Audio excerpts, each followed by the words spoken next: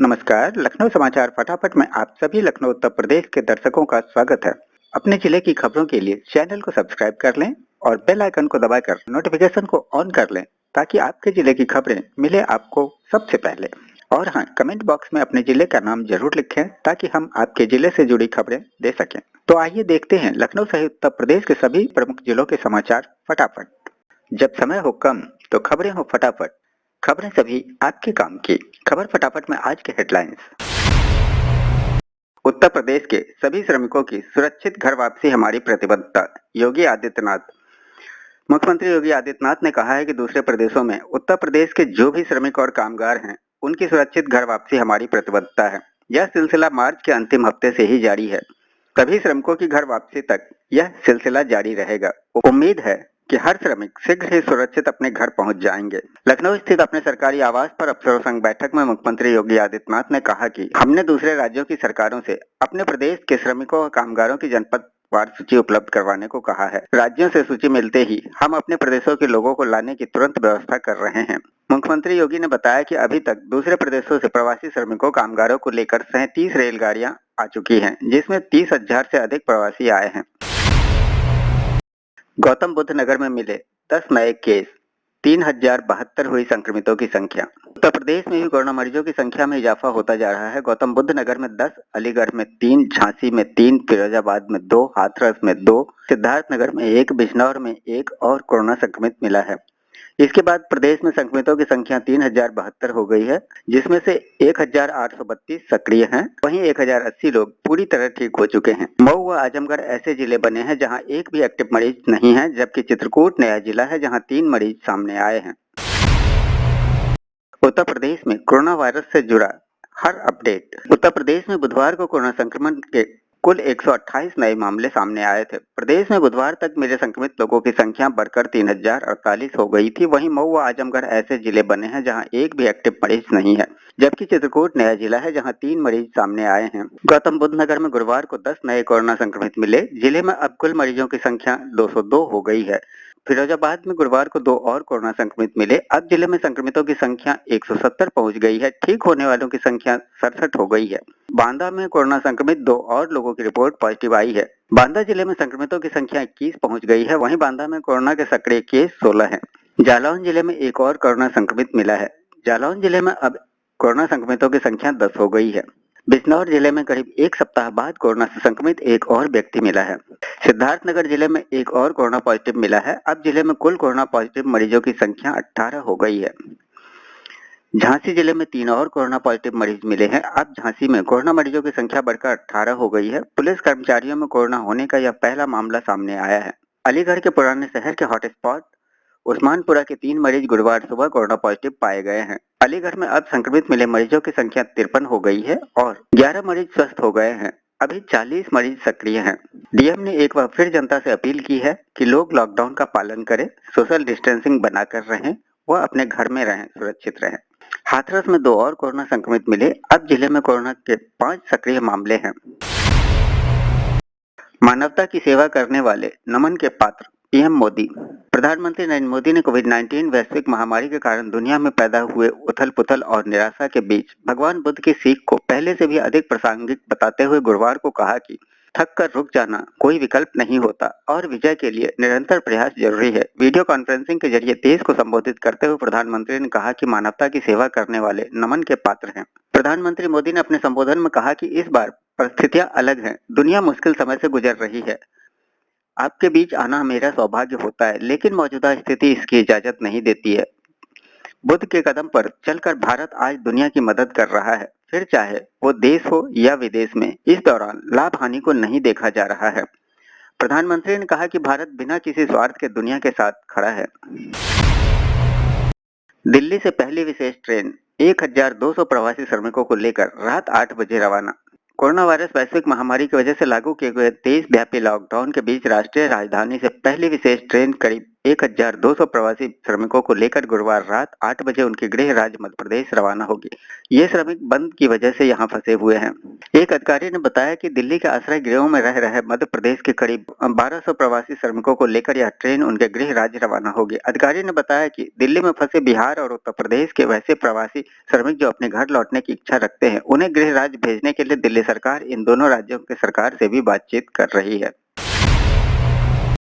Air India ने की America, Britain और सिंगापुर के लिए टिकटों की बुकिंग शुरू। एयर इंडिया ने अमेरिका, ब्रिटेन और सिंगापुर के लिए टिकटों की बुकिंग शुरू कर दी है। वंदे भारत मिशन के तहत भारत से इन देशों के लिए 8 से 14 मई तक उड़ानें संचालित की जाएगी। एयर इंडिया के मुताबिक वे लोग टिकट बुक कर सकते हैं जो इन देशों में जाने की शर्तों को पूरा करते हैं।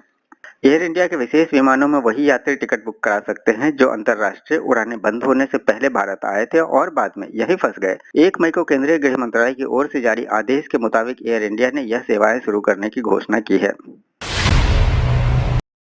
पैदल बिहार जा रहे श्रमिकों को आगरा फिरोजाबाद सीमा पर रोका।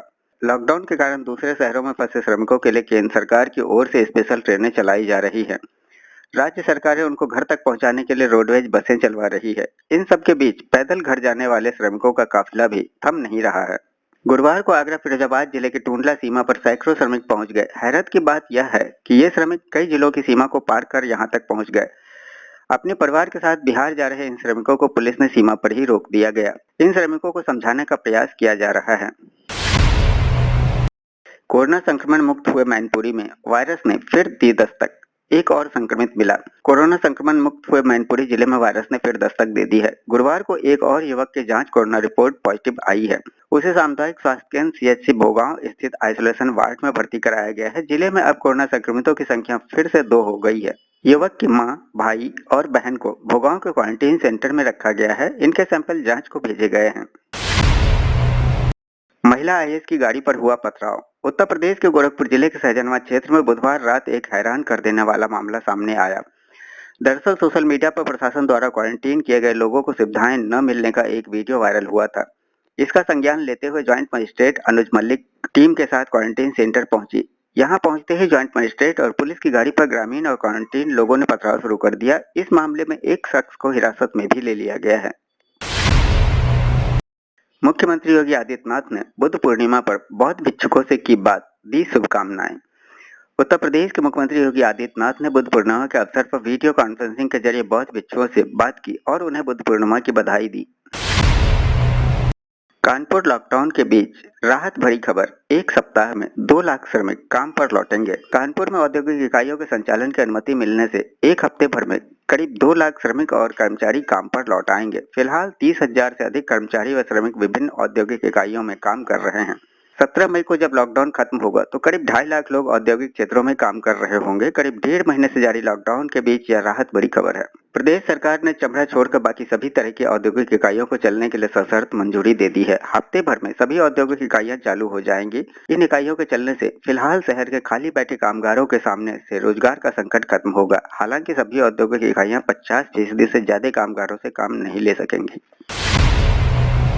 सूरत से पैदल चलकर बेटा बहू पहुंचे घर, पिता ने कहा नहीं मिलेगा घर में प्रवेश। बस्ती महाराजगंज कप्तानगंज थाना क्षेत्र के एक गांव का युवक अपने परिवार के साथ सूरत में रहता है। कोरोना वायरस के चलते हुए लॉकडाउन के बीच वह बृहस्पतिवार की सुबह 5 बजे पैदल अपनी पत्नी और बच्चों के साथ गांव जा पहुंचा, जिसे देख उसके पिता भड़क गए और वे इस हाल में उसे आने का कारण पूछने लगे। पिता का कहना था कि जब सरकार ने पूरी व्यवस्था कर दी है तो इस माहौल में पैदल आने का क्या कारण है। पिता ने पुत्र की एक नहीं सुनी और घर के भीतर दाखिल होने से मना कर दिया। कहा कि जब आ ही गए हो तो स्कूल में बने क्वारंटीन सेंटर में जाओ, इसके बाद ही घर में प्रवेश मिलेगी।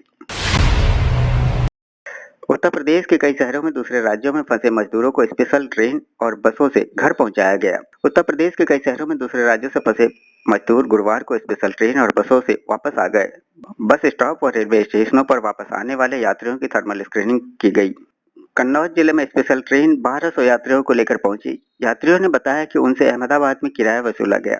अहमदाबाद से श्रमिकों को लेकर स्पेशल ट्रेन फर्रुखाबाद स्टेशन पहुंची। यहां इंजन बदलने के बाद ट्रेन को आगे रवाना किया गया। किसी यात्री को यहां उतरने नहीं दिया गया। श्रमिक विशेष ट्रेन सूरत से 1220 मजदूरों को लेकर बांदा पहुंची। यात्रियों ने बताया कि 540 रुपए खर्च कर टिकट लिया था। वहीं हमीरपुर के श्री विद्या मंदिर इंटर कॉलेज के शेल्टर होम में बाहरी कामगारों को रोडवेज बसों से लाने का कार्य जारी है। बुधवार रात 40 मजदूर लाए गए, वहीं गुरुवार सुबह सिद्धार्थनगर डिपो की बस 27 मजदूरों को लेकर आई। महाराष्ट्र के भुसवल से 52 जिलों के 1292 श्रमिकों को लेकर श्रमिक स्पेशल ट्रेन उन्नाव जंक्शन पहुंची। श्रमिकों को उतारकर थर्मल स्क्रीनिंग कराई गई। लंच पैकेट व पानी देकर रोडवेज बसों से उनके जिले भेजा गया। इनमें 39 उन्नाव के अलग अलग ब्लॉकों के लोग शामिल हैं। इसके अलावा कन्नौज, बलरामपुर, गोंडा, आजमगढ़, बहराइच, फतेहपुर, बुलंदशहर सहित 51 जिलों के लोग शामिल हैं। राजस्थान सरकार के रजिस्ट्रेशन पोर्टल में रजिस्ट्रेशन कराने वाले 300 से अधिक श्रमिकों को गुरुवार को कानपुर से राजस्थान भेजा गया। सभी यात्रियों की जकरकट्टी बस अड्डे पर डॉक्टरों ने थर्मल स्क्रीनिंग कर रिपोर्ट कार्ड तैयार किए। इसके बाद सभी को लंच पैकेट के साथ 16 बसों से रवाना किया गया। कानपुर की महिला निकली पॉजिटिव, मदद करने वाले 14 पुलिसकर्मी क्वारंटीन। लखनऊ में भर्ती कानपुर की महिला कोरोना पॉजिटिव निकली है। इसके बाद उसकी मदद करने वाले पारा थाने के 14 पुलिसकर्मियों को क्वारंटीन कर दिया गया है। इनमें 2 दरोगा, 8 महिला सिपाही, 1 हेड कांस्टेबल और 3 कांस्टेबल हैं। इन्होंने बुद्धेश्वर चौराहे पर मिली महिला को नारी निकेतन, आशा ज्योति केंद्र और फिर रानी लक्ष्मीबाई अस्पताल पहुंचाया था। बाराबंकी में पेड़ से टकराई तेज रफ्तार मिनी बस, करीब 1 दर्जन यात्री घायल। बाराबंकी के रामसनही घाट कोतवाली क्षेत्र में अयोध्या लखनऊ राजमार्ग पर बरेला गांव के पास करीब 2 दर्जन यात्रियों से भरी एक मिनी बस गुरुवार सुबह पेड़ से टकरा गई। बस बिहार के छपरा से यात्रियों को लेकर जयपुर जा रही थी। हादसे में बस में बैठे लोग मामूली रूप से चोटिल हो गए हैं। मौके पर पहुंची पुलिस टीम ने सबको सुरक्षित निकालकर दूसरे वाहनों से उन्हें जयपुर रवाना कर दिया है। जानकारी के मुताबिक हर्बल कंपनी के 2 दर्जन से अधिक कर्मचारी बिहार के छपरा में रहकर टेली मार्केटिंग के माध्यम से दवाएं बेच रहे थे, लेकिन मार्च महीने में लॉकडाउन हो जाने के बाद वे सभी वहीं फंसे हुए थे। फिरोजाबाद में पुलिसकर्मी सहित 2 और कोरोना संक्रमित मिले, 170 पर पहुंचा आंकड़ा। फिरोजाबाद जिले में गुरुवार को 2 और कोरोना संक्रमित मरीज बढ़ गए हैं। इससे संक्रमितों की संख्या बढ़कर 170 हो गई है। नए संक्रमितों में 1 पुलिसकर्मी भी शामिल है। उधर 17 और लोगों के ठीक होने के बाद अस्पताल से डिस्चार्ज कर दिया गया है। इस तरह अब 67 लोग कोरोना को मात दे चुके हैं।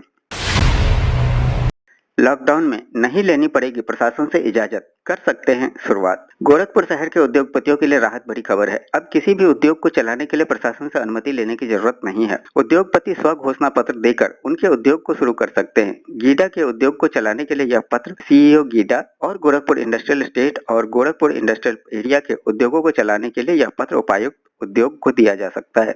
उद्योगों को शुरू होने में आने वाली अड़चनों को दूर करने के लिए सरकार की ओर से लगातार कदम उठाए जा रहे हैं। सीएम योगी का निर्देश, 1 सप्ताह में सुनिश्चित कराएं 69,000 शिक्षकों की भर्ती प्रक्रिया। मुख्यमंत्री योगी आदित्यनाथ ने निर्देश दिया कि कोर्ट के निर्णय के क्रम में 1 सप्ताह के भीतर 69,000 शिक्षकों की भर्ती की प्रक्रिया सुनिश्चित कराएं। सीएम योगी ने कहा कि कोर्ट के निर्णय से शिक्षकों की भर्ती का मार्ग प्रशस्त हुआ है। उन्होंने कहा कि इससे प्रदेश में विद्यालयों को योग्य शिक्षक मिलेंगे। परीक्षा नियामक प्राधिकरण अनिल भूषण चतुर्वेदी ने कहा कि ऑर्डर मिलने के बाद 69,000 भर्ती मामले में आगे की कार्रवाई शुरू की जाएगी। योगी सरकार ने दी राहत, कारखानों, निर्माण इकाइयों को 3 साल के लिए श्रम कानूनों में छूट। मंत्रिपरिषद ने बुधवार को प्रदेश के सभी कारखानों पर विनिर्माण अधिष्ठानों के श्रम कानूनों में 3 साल के लिए छूट देने संबंधी अध्यादेश के प्रारूप को मंजूरी दे दी है। यह निर्णय औद्योगिक गतिविधियों को पटरी पर लाने और नए निवेश के अवसर पैदा करने के लिए लिया गया है। यह छूट फिलहाल 3 साल की अवधि के लिए अस्थायी तौर पर लागू होगी। कानपुर में मजदूरों के लिए 9 सिटी बसें आज से चलेंगी। कानपुर महानगर बस सेवा की 9 बसों का संचालन मजदूरों के लिए गुरुवार से होने लगेगा। इन मजदूरों को शहर से भौती लाया जाएगा। इसके लिए तैयारियां पूरी कर ली गई है। कुल चलने वाली 9 बसों से 5 बसें फजलगंज से और 2-2 बसें नौबस्ता और कल्याणपुर से चलेंगे। सिटी बस सेवा के एआरएम राकेश अग्रवाल ने बताया कि जरूरत पर बसों की संख्या बढ़ सकती है। सोशल डिस्टेंसिंग का पालन कराते हुए मजदूरों के लिए ये बसें गुरुवार से चलेंगी। आगरा देहात क्षेत्र में जल्द शुरू हो सकते हैं कारखाने, डीएम ने कहा, योजना बना रहे हैं। आगरा शहर के बाहर हॉटस्पॉट को छोड़कर पूरे देहात में जल्द ही छोटे बड़े कारखाने शुरू हो सकते हैं। प्रशासन इसका खाका खींच रहा है। इसके लिए जिला उद्योग केंद्र, श्रम विभाग से भी रिपोर्ट मांगी गई है। जिलाधिकारी प्रभु एन सिंह ने बताया कि शहर हॉट जोन में है, इसलिए छूट सिर्फ देहात में दी जाएगी। देहात के जिन इलाकों में 1-2 पॉजिटिव केस हैं, वहां 500 मीटर सीमा के बाहर अनुमति होगी। शहर में 24 हॉटस्पॉट हैं। इसके अलावा 18 गांव हॉटस्पॉट हैं। इन 42 जगहों पर फिलहाल पूर्ण प्रतिबंध रहेगा। यहाँ कोई काम धंधा शुरू नहीं होगा। इन इलाकों में रहने वाले श्रमिक भी बाहर कारखानों में काम के लिए नहीं जा सकेंगे। शराब की बिक्री पर उत्तर प्रदेश सरकार को हाईकोर्ट ने जारी किया नोटिस। इलाहाबाद हाईकोर्ट ने उत्तर प्रदेश में शराब की बिक्री शुरू करने के लिए योगी सरकार के फैसले पर सरकार से जवाब मांगा है। अदालत में दायर एक जनहित याचिका की सुनवाई करते हुए कोर्ट ने इस संबंध में सरकार को 12 मई तक जवाब दाखिल करने का निर्देश जारी किया है। इस मामले में अब 12 मई की अगली सुनवाई होनी है। प्रदेश में शराब की बिक्री लॉकडाउन के दौरान शुरू करने के सरकार के फैसले के खिलाफ अधिवक्ता सुनील चौधरी ने हाईकोर्ट में एक जनहित याचिका दायर की थी। नेपाल से भटककर भारत आ गया था ये गिद्ध, यहाँ ऐसी की गई इसकी खातिरदारी। कुशीनगर जिले के खड्डा रेंज अंतर्गत शाहपुर नौकाटोला में नेपाल राष्ट्र के चितवन गिद्ध संरक्षण केंद्र से भटक कर आ गया था। यह गिद्ध मंगलवार को ग्रामीणों को मिला। इसकी सूचना पर खड्डा रेंज के वन कर्मियों ने उसे कब्जे में लेकर रेंज परिसर ले आए। यहाँ गिद्ध का स्वास्थ्य परीक्षण कराकर मांस खिलाया गया। गिद्ध के स्वास्थ्य में सुधार होने पर डीएफओ कुशीनगर वीसी ब्रह्मा के नेतृत्व में वन कर्मियों ने बृहस्पतिवार की सुबह करीब 11 बजे निचलौल रेंज अंतर्गत बैठवलिया वीट के अर्जुनी कंपार्ट नंबर 2 में गिद्ध को छोड़ दिया। निचलौल रेंजर जगन्नाथ प्रसाद ने बताया कि लॉकडाउन में पर्याप्त भोजन न मिलने के कारण गिद्ध कमजोर होकर जमीन पर गिर गया था। चितवन गिद्ध संरक्षण केंद्र द्वारा गिद्ध के पीठ एवं पंख पर जीपीएस टैग लगाकर नंबरिंग की गई है। लॉकडाउन में जोमेटो कर सकता है शराब की होम डिलीवरी, ये है कंपनी का प्लान। देश भर में शराब की बढ़ती हुई मांग को देखते हुए food delivery app Zomato Bharat में शराब की होम डिलीवरी करने की तैयारी कर रही है। लॉकडाउन के बाद जोमेटो ने भारत में ग्रोसरी डिलीवरी की भी शुरुआत की थी। भारत में 25 मार्च 2020 से ही लॉकडाउन है, तब से देश में शराब की दुकानें बंद थी। इस सप्ताह ही शराब की दुकानों को खोलने की मंजूरी दी गई है। शराब खरीदने के लिए लोग घंटों लाइन में लगे रहे। ऐसे में सोशल डिस्टेंसिंग नियमों का पालन के लिए पुलिस प्रशासन को भी सख्त रहा। भीड़ को नियंत्रित करने के लिए राज्य सरकारों ने शराब पर स्पेशल कोरोना फीस लगाने का भी ऐलान किया। मौजूदा समय में शराब की होम डिलीवरी के लिए कोई कानूनी प्रावधान नहीं है, लेकिन शराब industry body international spirit and wine association of India मांग कर रहा है कि शराब की सरकार होम डिलीवरी को मंजूरी दे। अगर सरकार इसके लिए मंजूरी देती है तो जोमेटो शराब की होम डिलीवरी कर सकेगी। उत्तर प्रदेश के कई जिलों में सुबह आंधी के साथ बारिश। अगले 2-3 दिनों तक ऐसा ही रहेगा मौसम का हाल। लखनऊ सहित उत्तर प्रदेश के कई जिलों में गुरुवार सुबह तेज आंधी के साथ बूंदाबांदी हुई, जिससे सुबह का तापमान कम रहा। वहीं बुधवार देर रात भी लखनऊ में हल्की बारिश हुई। गुरुवार सुबह बहराइच में तेज आंधी के बाद गरज चमक के साथ बारिश हुई। वहीं अयोध्या में भी मौसम का मिजाज बिगड़ा। तेज आंधी के साथ ग्रामीण क्षेत्रों में बारिश हुई। जिले के रुदौली इलाके में सुबह सुबह तेज हवा व बूंदाबांदी के साथ मूसलाधार बारिश शुरू हो गई। मौसम वैज्ञानिकों के मुताबिक अगले हफ्ते से मौसमी बदलाव का दौर खत्म होगा और गर्म पछुआ धूप संग लू जैसे तेवर दिखने लगेंगे।